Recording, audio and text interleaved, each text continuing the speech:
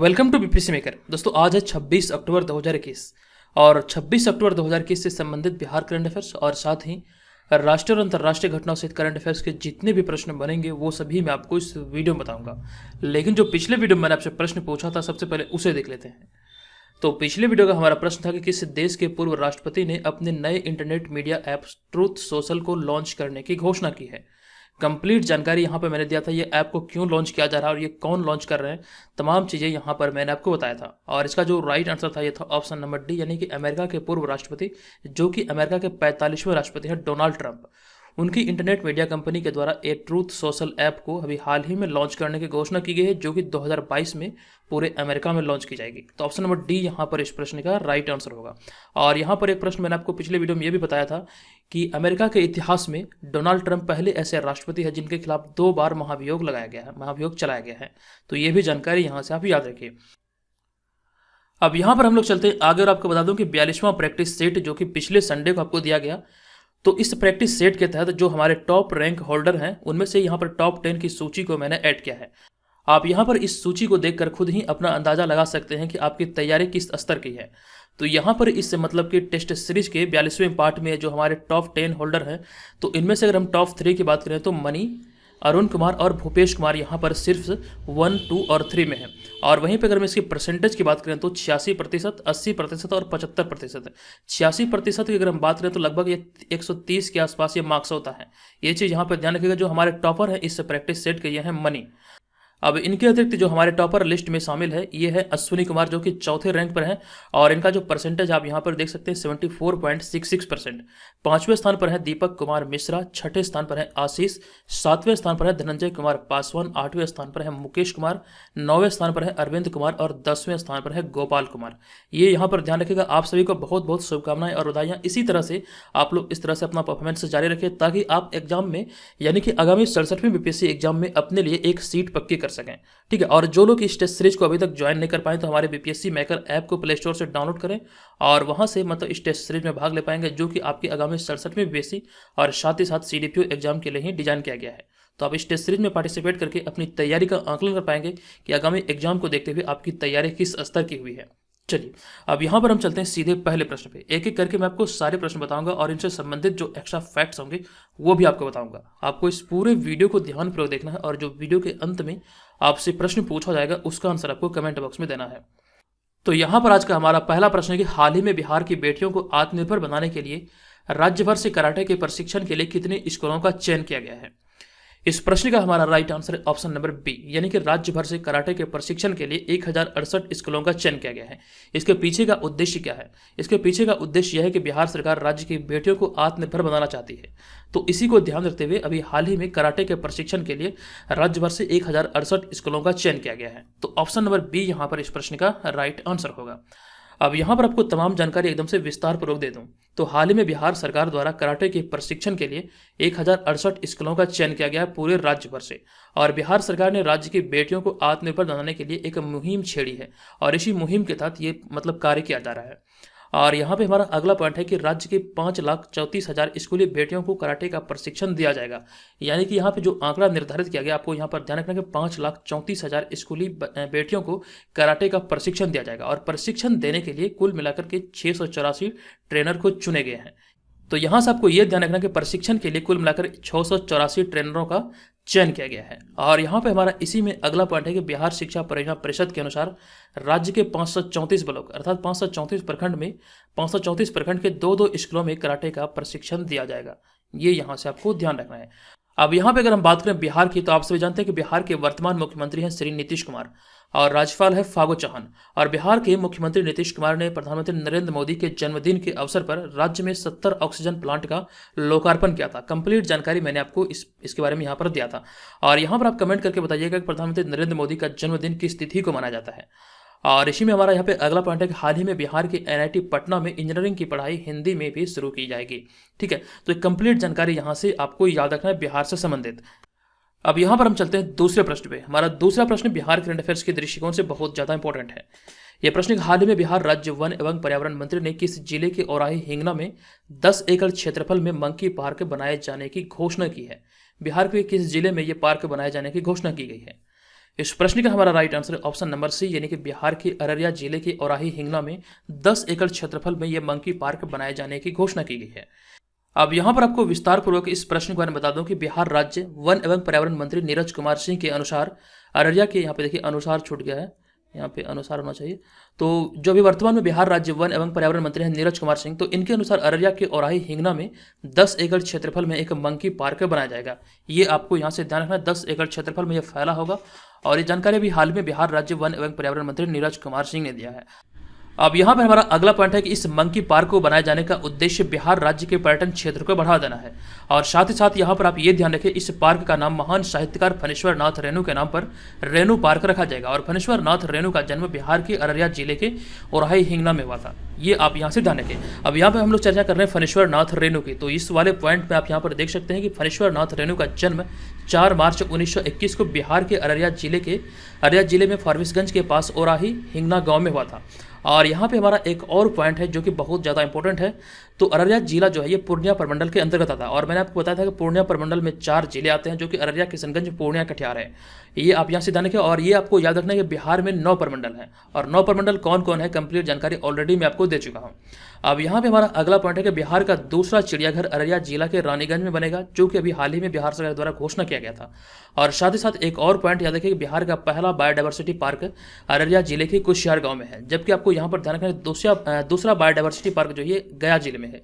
और साथ ही साथ एक और बात याद रखिए, बिहार का जो तीसरा बायोडाइवर्सिटी पार्क है ये सुपौल जिले में प्रस्तावित है और वहीं पे इसका निर्माण होगा। तो कंप्लीट जानकारी यहाँ से आपको याद रखना है। अब यहाँ पर हमारा अगला तीसरा प्रश्न है कि हाल ही में जारी केंद्र सरकार की रिपोर्ट के अनुसार कोविड के पहले डोज के सर्वाधिक मामले में बिहार कौन से स्थान पर है। इस प्रश्न का हमारा राइट आंसर होगा अपना बिहार 5वें स्थान पर है, यानी कि ऑप्शन नंबर डी यहाँ पर इस प्रश्न का राइट आंसर होगा। अब यहाँ पर आपको इस प्रश्न के बारे में विस्तार पूर्वक बता दूं कि बिहार में कोरोना टीकाकरण का कार्य तेजी से चल रहा है और हाल ही में जारी केंद्र सरकार की रिपोर्ट के अनुसार वर्तमान समय में पहले डोज के सर्वाधिक टीकाकरण में बिहार 5वें स्थान पर है। ये आपको यहाँ से ध्यान रखना, बिहार की जो रैंकिंग है इस मतलब की कैटेगरी में ये 5वें स्थान पर है। और साथ ही साथ आप यहाँ पर यह ध्यान रखें कि बिहार ने पहले डोज के मामले में अभी तक लगभग 4 करोड़ लोगों का टीकाकरण पूरा कर लिया है। और इससे पहले मतलब इस सूची में पहले स्थान पर है उत्तर प्रदेश, यानी कि अगर हम बात करें जो सर्वाधिक टीकाकरण के मामले की बात करें, और यहाँ पर आपको ये कंडीशन याद रखना कि पहले डोज की यहाँ पे मैं इस प्रश्न में बात कर रहा हूँ, तो इस सूची में पहले स्थान पर है उत्तर प्रदेश। अब यहाँ पे अगर हम अन्य तथ्य की बात करें तो हाल ही में नवीनतम आंकड़ों के अनुसार एक दिन में सर्वाधिक कोरोना टीकाकरण करने वाला राज्य बिहार बना था। ये जानकारी मैंने ऑलरेडी आपको दिया है। तो बिहार में कोरोना टीकाकरण के लिए गांव भर में टीका एक्सप्रेस अभियान चलाया गया और साथ ही साथ जून 2021 में बिहार में कोरोना की तीसरी लहर को रोकने के लिए टीकाकरण टास्क फोर्स का गठन किया गया था। ये भी जानकारी मैंने आपको दिया था। और एक बात यहाँ पर यह ध्यान रखें कि राष्ट्रीय टीकाकरण दिवस हर साल 16 मार्च को मनाया जाता है। और साथ ही साथ एक प्रश्न अभी हाल ही में मैंने आपको बताया था कि हाल ही में भारत ने 100 करोड़ कोरोना टीकाकरण का आंकड़ा पार कर लिया है और ऐसा करने वाला ये विश्व का दूसरा देश बना है, पहले स्थान पर है चीन। तो कंप्लीट जानकारी यहाँ से आपको याद रखना है। अब यहाँ पर हम चलेंगे अगले प्रश्न पे। हमारा अगला प्रश्न होगा चौथा प्रश्न। यह प्रश्न हाल ही में उत्तर प्रदेश सरकार द्वारा राज्य के फैजाबाद जंक्शन का नया नाम क्या रखने की घोषणा की गई है। यह घोषणा भी हाल ही में किया गया उत्तर प्रदेश सरकार के द्वारा और इस प्रश्न का हमारा राइट आंसर होगा ऑप्शन नंबर बी, यानी कि अयोध्या कैंट इस प्रश्न का राइट आंसर होगा। अब यहाँ पर आपको इस प्रश्न के बारे में विस्तार पूर्वक बता दूं कि उत्तर प्रदेश के अयोध्या जिले के फैजाबाद जंक्शन का नाम बदलकर अयोध्या कैंट करने का फैसला किया गया है। ये आपको ध्यान रखना है, अयोध्या जिले के फैजाबाद जंक्शन का नाम बदलने का भी हाल ही में घोषणा किया गया और इसका नाम बदलकर अयोध्या कैंट करने का फैसला किया गया है। अब यहाँ पर हमारा अगला पॉइंट है, उत्तर प्रदेश के मुख्यमंत्री श्री योगी आदित्यनाथ की नेतृत्व वाली सरकार ने वर्ष 2018 में फैजाबाद जिला और मंडल का नाम बदलकर अयोध्या कर दिया था। यानी कि जो अयोध्या जिला भी वर्तमान समय में है, इससे पहले जो इसका नाम था ये फैजाबाद जिला नाम था। ये आपको यहाँ से ध्यान रखना, 2018 में इसका नाम परिवर्तित किया गया था। और साथ ही साथ इसके अलावा अगर हम बात करें तो इलाहाबाद जिले का नाम बदलकर प्रयागराज और मुगलसराय जंक्शन का नाम बदलकर पंडित दीनदयाल उपाध्याय जंक्शन कर दिया गया था। तो यहाँ से कंप्लीट जानकारी आपको याद रखना, इस तरह के प्रश्न आपसे एग्जाम में पूछे जा सकते हैं। अब इन सारे नामों में क्यों परिवर्तन किया जा रहा है, इसके पीछे का उद्देश्य क्या है, वो तो सरकार ही जाने। मैं यहाँ पे किसी भी प्रकार की कोई टिप्पणी नहीं करना चाहता। अब यहाँ पे हम लोग आगे चलते हैं। हमारा अगला पॉइंट है कि हाल ही में उत्तर प्रदेश सरकार द्वारा अभ्युदय योजना चलाई गई थी, जिसमें कि फ्री कोचिंग दिए जाने का प्रावधान था। आपको ध्यान रखना, अभ्युदय योजना अभी हाल ही में उत्तर प्रदेश सरकार के द्वारा चलाया गया था। और साथ ही साथ हाल ही में उत्तर प्रदेश के महोबा पान और काला नमक चावल को जीआई टैग प्रदान किया गया था। ये आप यहाँ से ध्यान रखना आपको। और यहाँ पे हमारा अगला पॉइंट है, हाल ही में यूपी सरकार द्वारा मिशन शक्ति चरण 3 के तहत निर्भया एक पहल कार्यक्रम की शुरुआत की गई थी। अब यहाँ पर हम चलते हैं अगले प्रश्न पे। हमारा अगला प्रश्न है 5वां प्रश्न। यह प्रश्न है कि हाल ही में किस तमिल फिल्म का चयन 94वें अकादमी पुरस्कार के लिए किया गया है। इस प्रश्न का हमारा right answer option number B यानी कि कुजांगल इस प्रश्न का राइट आंसर होगा। अब यहाँ पर आपको इस प्रश्न के बारे में विस्तार से बता दूं कि तमिल फिल्म कुजांगल को 94वें अकादमी पुरस्कार के लिए भारत की तरफ से आधिकारिक एंट्री के लिए चयनित किया गया है। और यहाँ पे अगर हम इस फिल्म की बात करें तो इसका जो निर्देशक है यानी कि जो इस फिल्म का निर्देशन किया गया है ये किया गया है विनोद राज पीएस के द्वारा। ये आप यहाँ से ध्यान रखें। और साथ ही साथ इसके अतिरिक्त इसके लिए 2 बॉलीवुड फिल्मों को नामांकित किया गया जिसमें कि सरदार उधम और शेरनी बॉलीवुड से ये 2 फिल्मों का इसमें मतलब कि नॉमिनेशन किया गया है। अब यहाँ पे हमारा अगला पॉइंट है कि इस वर्ष की शुरुआत में कुजांगल को 50वें अंतर्राष्ट्रीय फिल्म फेस्टिवल रॉटरडम में सर्वश्रेष्ठ फिल्म के लिए टाइगर पुरस्कार से सम्मानित किया गया था। तो यहाँ से भी संबंधित प्रश्न आपके एग्जाम में बन सकते हैं। हमारा यहाँ पे अगला पॉइंट है कि 94वें अकादमी पुरस्कार कार्यक्रम का आयोजन लॉस एंजलिस में 27 मार्च 2022 को होगा। ये जानकारी यहाँ पर याद रखिए 2022 में ये आयोजित होगा 27 मार्च को। और यहाँ पे हमारा अगला पॉइंट है कि ऑस्कर अकादमी पुरस्कार जैसे कि ऑस्कर के भी नाम से जाना जाता है। यह एक सम्मान है जिसे कि American Academy of Motion Picture Art and Sciences द्वारा फिल्म उद्योग में निर्देशकों, कलाकारों और लेखकों सहित पेशेवरों की उत्कृष्टता को पहचान देने के लिए प्रदान किया जाता है। और यह पहला अकादमी पुरस्कार समारोह 16 मई 1929 को आयोजित किया गया था। ये जानकारी यहाँ से आपको याद रखना है।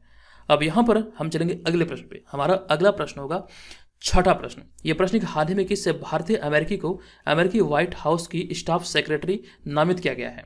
यह प्रश्न बहुत ही ज़्यादा इंपॉर्टेंट है और इस प्रश्न का हमारा right answer option number C यानी कि नीरा टंडन इस प्रश्न का राइट आंसर होगा। अब यहाँ पर आपको इस प्रश्न के बारे में कंप्लीट चीज़ें एकदम से विस्तार पूर्वक बता दूं तो अमेरिकी राष्ट्रपति जो बाइडेन की सहयोगी माने जाने वाली भारतीय अमेरिकी नीति विशेषज्ञ नीरा टंडन को व्हाइट हाउस की स्टाफ सेक्रेटरी नामित किया गया है। ये बहुत ज़्यादा इंपॉर्टेंट पॉइंट है, ये आपको याद रखना है।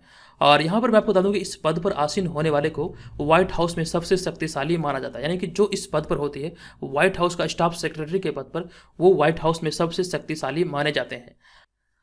अब यहाँ पे अगर हम बात करें नीरा टंडन की तो नीरा टंडन का जन्म 10 सितंबर 1970 को अमेरिकी राज्य मैसाचुसेट्स के वेटफोर्ड में हुआ था। ये आपको ध्यान रखना। और उनके माता पिता भारतीय थे।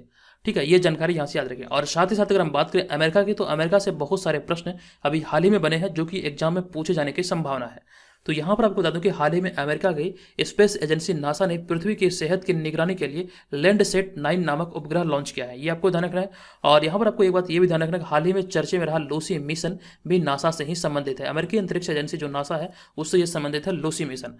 और यहाँ पे हमारा अगला पॉइंट है हाल ही में भारत और अमेरिका ने आर्टिफिशियल इंटेलिजेंस पहल की शुरुआत की है। और हाल ही में अमेरिका भारत का तेल का दूसरा सबसे बड़ा आयातक देश बना है। आपको ध्यान रखना कि भारत का दूसरा सबसे बड़ा तेल आयातक देश हाल ही में अमेरिका बना है। कंप्लीट चीज़ें यहाँ से आप लोग अपनी कॉपी में जरूर नोट कीजिए। अगर आप इसे नोट नहीं कर सकते हैं, समय का आपके पास अभाव है, तो हमारे बीपीएससी मेकर ऐप को डाउनलोड करके वहाँ पर मेंबरशिप लेके हमारे सारे मटेरियल को आप वहाँ से एक्सेस कर पाएंगे।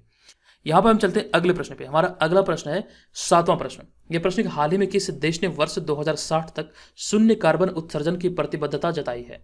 इस प्रश्न का हमारा राइट आंसर होगा ऑप्शन नंबर डी यानी कि सऊदी अरब इस प्रश्न का राइट आंसर होगा। अब यहाँ पर आपको इस प्रश्न के बारे में सभी चीज़ों को विस्तार से बता दूं। बहुत सारी चीज़ें यहाँ पर आपको याद रखने लायक है जो कि आप यहाँ पर एक एक करके देखेंगे। यहाँ पर हमारा पहला पॉइंट है कि दुनिया के सबसे बड़े तेल आयातकों में शामिल सऊदी अरब ने 2060 तक ग्रीन हाउस गैसों के उत्सर्जन की प्रतिबद्धता जताई है। इसके साथ ही सऊदी अरब उन 100 से अधिक देशों में शामिल हो गया जिन्होंने दुनिया को मानव निर्मित जलवायु परिवर्तन से बाहर निकालने की प्रतिबद्धता जताई है। यानी कि सऊदी अरब भी इस सूची में शामिल हो गया है। और आपको ये ध्यान रखना है कि 2060 तक ग्रीन हाउस गैसों के उत्सर्जन के लिए ये प्रतिबद्धता जताई गई है। हमारा यहाँ पे अगला पॉइंट है कि सऊदी अरब की यह घोषणा ग्लासगो स्कॉटलैंड में वैश्विक COP26 जलवायु सम्मेलन शुरू होने के पहले आई है। और यह सम्मेलन 31 अक्टूबर को शुरू होना है। आपको यहाँ पर ध्यान रखना है COP26 का जो जलवायु परिवर्तन सम्मेलन है यानी कि जो COP26 सम्मेलन है ये 31 अक्टूबर 2021 को ये ग्लासगो स्कॉटलैंड में आयोजित होना है। अब यहाँ पे अगर हम बात करें सऊदी अरब की तो सऊदी अरब की राजधानी रियाद है और यहाँ की करेंसी सऊदी रियाल है। और कोविड-19 महामारी के दौरान सऊदी अरब ने भारत को 80 मीट्रिक टन तरल ऑक्सीजन भेजा था। ये जानकारी मैंने आपको दिया था। और साथ ही साथ यहाँ पर एक इंपॉर्टेंट पॉइंट यह है कि हाल ही में सऊदी अरब ने बच्चों के पाठ्यक्रम में महाभारत और रामायण को शामिल किया है। यानी कि स्कूली शिक्षा में महाभारत और रामायण के मतलब की कहानियों को इसमें सम्मिलित किया गया सऊदी अरब में। और इसके अलावा सऊदी अरब अमेरिका, कनाडा, नॉर्वे, कतर के साथ मिलकर नेट जीरो प्रोड्यूसर फोरम में भी शामिल हुआ है जिसके पश्चात उसने शून्य कार्बन उत्सर्जन का लक्ष्य तय किया है। अब यहाँ पे हमारा अगला प्रश्न है कि हाल ही में टाटा पावर ने किस IIT संस्थान के साथ स्वच्छ ऊर्जा पर करार किया है यानी कि स्वच्छ ऊर्जा पर समझौता किया है।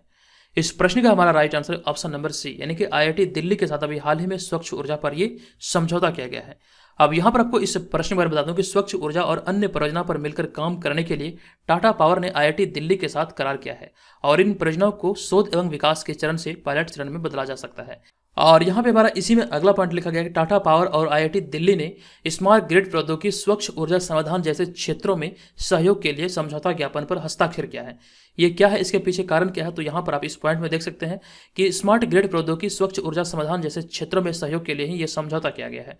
और यहाँ पर अगर हम दिल्ली की बात करें तो हाल ही में आईआईटी दिल्ली द्वारा 2 घंटे में डेंगू बीमारी का पता लगाने वाले डिवाइस का निर्माण किया गया है। अब यहाँ पर हमारा अगला पॉइंट है कि पोल्यूशन कंट्रोल बोर्ड और आईआईटी दिल्ली के वैज्ञानिकों द्वारा पटना, गया और मुजफ्फरपुर में, यानी कि बिहार के 3 जगहों पर प्रदूषण नियंत्रण का कार्य शुरू किया गया था। तो ये भी जानकारी यहाँ से आपको याद रखना है। अब यहाँ पर हम चलेंगे अगले प्रश्न पे। हमारा अगला 9वां प्रश्न है कि हाल ही में भारत सरकार की फंडिंग से बने जयनगर कुर्था रेलवे लिंक को औपचारिक रूप से किस देश को सौंप दिया गया है। इस प्रश्न का हमारा right answer option number A, यानी कि नेपाल। इस प्रश्न का राइट आंसर को औपचारिक तौर पर अब नेपाल को सौंप दिया गया है। आपको यहाँ पर ध्यान रखना है, जो इसका जो निर्माण हुआ है ये भारत सरकार के फंडिंग से ही हुआ है, लेकिन हाल ही में अब इसे औपचारिक तौर पर नेपाल को सौंप दिया गया है। अब यहाँ पर आपको इस प्रश्न के बारे में बता दूं कि हाल ही में भारत सरकार ने बिहार के जयनगर को नेपाल के कुर्था से जोड़ने वाली 34.9 किलोमीटर अर्थात कह सकते हैं लगभग 35 किलोमीटर लंबी सीमा पार रेल लिंक को अब नेपाल को सौंप दिया, यानी कि नेपाल सरकार को अब ये हाल ही में सौंप दिया गया है। और यहाँ पे हमारा जो अगला पॉइंट है कि सरकार के इस कदम से दोनों देशों के बीच व्यापार और वाणिज्यिक गतिविधियों के साथ साथ लोगों के संबंधों में भी वृद्धि होगी। यहाँ पर ये बात आपको ध्यान रखना है। और एक चीज़ आप यहाँ पर पुनः याद रखिए, ये जो फंडिंग से जो इसका निर्माण हुआ है, ये जो मतलब कार्य हुआ है, ये भारत सरकार के ही फंडिंग का इसमें इस्तेमाल हुआ है, लेकिन औपचारिक तौर पर अभी हाल ही में नेपाल सरकार को सौंपा गया है। अब यहाँ पे अगर हम नेपाल की बात करें तो कुछ पॉइंट बनते हैं एग्जाम के दृष्टिकोण से। तो आपसे जानते हैं नेपाल की राजधानी है काठमांडू, और यहाँ पे हमारा अगला पॉइंट है काठमांडू में ही सार्क का मुख्यालय है। सार्क का अर्थ जो होता है ये होता है south Asian association for regional cooperation, ये आप यहाँ से ध्यान रखें। और हाल ही में सार्क का सम्मेलन न्यूयॉर्क में आयोजित होने वाला था, परंतु इसे पाकिस्तान के कारण रद्द कर दिया गया। अब ये रद्द क्यों किया गया पाकिस्तान के कारण, यहाँ पे अगला पॉइंट में लिखा गया क्योंकि पाकिस्तान इस सम्मेलन में तालिबान को शामिल करना चाहता था, जिस कारण से यह सम्मेलन को ही रद्द कर दिया गया। लेकिन ये जो सम्मेलन होना था ये अमेरिका के न्यूयॉर्क में होना था। और यहाँ पे हमारा एक और पॉइंट है कि नेपाल में ही दुनिया की सबसे ऊंची चोटी माउंट एवरेस्ट स्थित है, जिसे कि नेपाल में सागर माथा के नाम से जाना जाता है। ये पॉइंट याद रखिए, एवरेस्ट की चोटी को नेपाल में सागर माथा के नाम से जाना जाता है स्थानीय भाषा में। तो कंप्लीट जानकारी यहाँ से आपको याद होना चाहिए। अब यहाँ पर हम चलेंगे अगले प्रश्न पे। हमारा अगला प्रश्न होगा 10वां प्रश्न। ये प्रश्न कि भारत और किस देश ने खनन और इस्पात के क्षेत्र में सहयोग के लिए एक समझौता ज्ञापन पर हस्ताक्षर किया है। ये हस्ताक्षर हाल ही में किया गया और इस प्रश्न का हमारा राइट आंसर है ऑप्शन नंबर बी, यानी कि रूस के साथ ये समझौता किया गया है। ऑप्शन नंबर बी यहाँ पर इस प्रश्न का राइट आंसर होगा। आपको बता दूं कि भारत और रूस ने हाल ही में खनन और इस्पात क्षेत्र में सहयोग के लिए समझौता ज्ञापन पर हस्ताक्षर किया है। यह समझौता ज्ञापन विशेष रूप से कोकिंग पर आधारित है, यानी कोकिंग पर केंद्रित है, और इस समझौते पर हस्ताक्षर करना भारत की इस्पात नीति 2017 का हिस्सा है। आपको यहाँ पर यह ध्यान रखना कि भारत की राष्ट्रीय इस्पात नीति 2017 के तहत भारत का लक्ष्य 2030 तक 30 करोड़ टन इस्पात उत्पादन तक पहुंचाना इसका उद्देश्य है, और इसी नीति के तहत ही अभी हाल ही में ये समझौता किया गया है। अब यहाँ पे अगर हम अन्य तथ्य की बात करें तो इंडस्ट्रीज में जब कोयले से कोक तैयार किया जाता है उसे ही कोकिंग कहा जाता है। और यहाँ पे हमारा अगला पॉइंट है कि रूस की राजधानी है मॉस्को, और नेक्स्ट है कि रूस यानी कि मॉस्को यूरोप महाद्वीप के अंतर्गत आती है, और हाल ही में ट्रैफिक इंडेक्स में मॉस्को शहर पहले स्थान पर आया था और दूसरे स्थान पर भारत का मुंबई शहर था। तो ये भी जानकारी याद रखें। और साथ ही साथ यहाँ पे हमारा अगला पॉइंट है कि हाल ही में अंतरिक्ष में फिल्म की शूटिंग करने वाला दुनिया का पहला देश रूस बन गया है, और उस फिल्म का नाम था द चैलेंज। ये फिल्म की शूटिंग करने वाला दुनिया का पहला देश बना है रूस, जो कि अंतरिक्ष में शूटिंग कर रहा है। इसका नाम है द चैलेंज।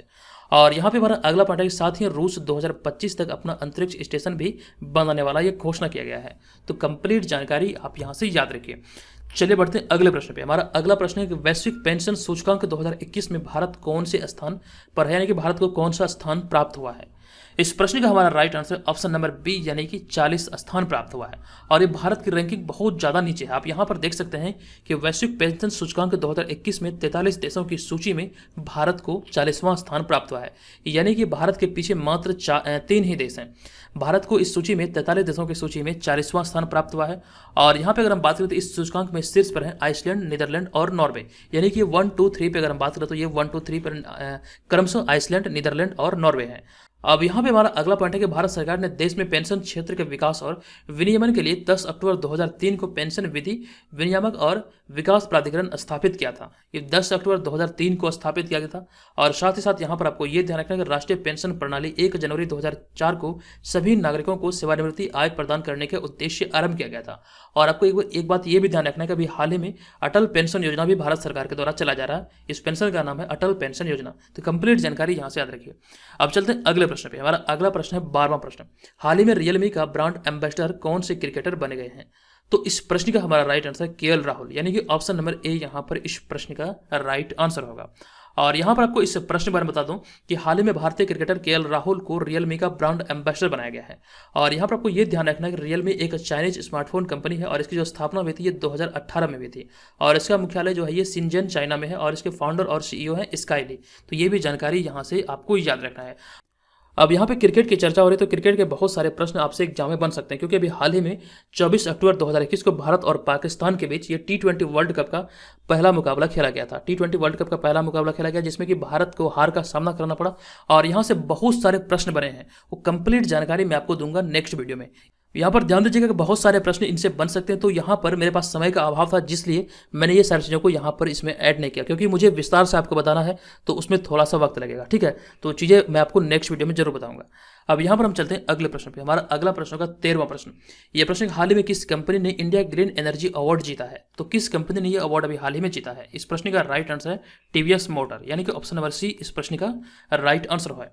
अब यहाँ पर आपको बता दूं कि हाल ही में टीवीएस मोटर को उत्कृष्ट अक्षय ऊर्जा उपयोगकर्ता के रूप में इंडिया ग्रीन एनर्जी अवार्ड प्रदान किया है। और Indian federation of green energy द्वारा इंडिया ग्रीन एनर्जी 2020 के तीसरे संस्करण में केंद्रीय सड़क परिवहन और राजमार्ग मंत्री नितिन गडकरी द्वारा कंपनी के वरिष्ठ अधिकारियों को यह पुरस्कार प्रदान किया गया है। आपको यहाँ पर ध्यान रखना यह तीसरा संस्करण था, जो कि आपको यहाँ पर ध्यान रखना ये टीवीएस मोटर को प्रदान किया गया है। और वर्तमान में जो केंद्रीय सड़क और परिवहन राजमार्ग मंत्री हैं, यह नितिन गडकरी, और इन्हीं के द्वारा ये मतलब कि अवार्ड को प्रदान किया गया। अब यहाँ पे अगर हम टीवीएस की बात करें तो टीवीएस मोटर की जो स्थापना हुई थी 1978 में हुई थी और इसके फाउंडर थे सुब्रमण्यम अयंगर तथा इसका मुख्यालय चेन्नई तमिलनाडु में स्थित है। और इसके चेयरमैन और प्रबंध निदेशक हैं वेणु श्रीनिवास। और टीवीएस के ब्रांड एम्बेसडर हैं महेंद्र सिंह धोनी। और भारत का पहला इथेनॉल से चलने वाला बाइक टीवीएस ने ही लॉन्च किया था, जिसका नाम था अपाचे RTR 200। ये जानकारी यहाँ से आपको याद रखना है कि भारत का पहला एथेनॉल से चलने वाला बाइक का निर्माण किसने किया था? तो टीवीएस ने किया था, टीवीएस मोटर ने किया था। अब यहाँ पर हम चलते हैं आज के इस वीडियो के प्रश्न की ओर। आज के इस वीडियो का हमारा प्रश्न है कि हाल ही में मुजफ्फरपुर जिला के किस साहित्यकार को साहित्य मार्तंड सम्मान से सम्मानित किया गया? कंप्लीट जानकारी यहाँ से मैंने आपको इस प्रश्न से रिलेटेड दिया था और आपको कमेंट करके बताना इसका राइट आंसर क्या होगा। आप चाहें तो इसको विस्तार पूर्वक भी लिख सकते हैं। और जो लोग ऑनलाइन टेस्ट सीरीज में भाग लेना चाहते हैं, आपको ध्यान होगा कि बीपीएससी एग्जाम का जो मतलब कह सकते हैं डेट है वो 12 दिसंबर था, उसे बढ़ा करके अब कर दिया गया है जनवरी। अब आपको यहाँ पर यह ध्यान रखना है जल्दी से जल्दी इसमें आपको ज्वाइन करना। जो लोग भी ऑनलाइन टेस्ट सीरीज में पार्टिसिपेट करना चाहते हैं तो जल्दी से ज्वाइन होइए और यहाँ पर अपनी मतलब की तैयारी का आकलन करके बहुत सारी चीज़ों को आप सीख पाएंगे। तो दोस्तों आज की इस वीडियो में इतना ही, मिलेंगे नेक्स्ट वीडियो में, तब तक के लिए धन्यवाद। जय हिंद।